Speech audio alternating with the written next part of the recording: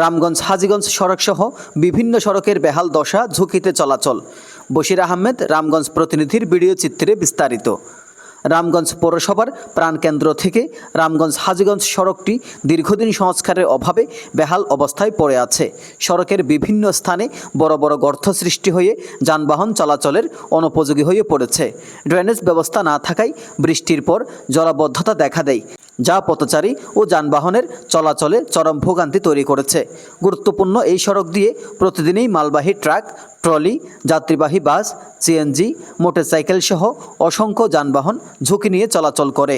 তবু সড়ক সংস্কারে কোনো উদ্যোগ চোখে পড়েনি, ফলে জনমনে ক্ষোভ বিরাজ করছে। সরজমিনে দেখা গেছে, রামগঞ্জ জোর কবর থেকে বাইপাস সড়ক হয়ে সোনাপুর ফায়ার সার্ভিস অফিস পর্যন্ত সড়কটি দেবে যাওয়া ও ভাঙ্গাচোরা অংশে শতাধিক গর্তের সৃষ্টি হয়েছে। হেঁটে চালাও যেখানে কষ্টকর, সেখানে রিক্সা বা সাইকেল চলা প্রায় অসম্ভব হয়ে পড়েছে।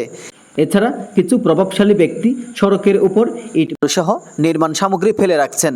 রামগঞ্জ হাজীগঞ্জ মহাসড়কের 20 কিলোমিটারের মধ্যে 10 কিলোমিটার রামগঞ্জে এবং বাকি অংশ হাজীগঞ্জে পড়েছে।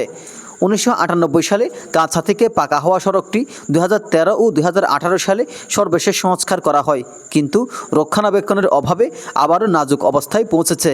শুধু এই সড়কেই নয়, আঙ্গারপাড়া জামতলী সড়ক, থানা বাইপাস সড়ক, চিতুষী সড়ক, সোনাপুর বাজারের প্রধান সড়ক, ওয়াবদা সড়ক, সোনাপুর থেকে রাঘবপুর সড়ক সহ বিভিন্ন ইউনিয়ন সড়কও একই দুরবস্থায় রয়েছে।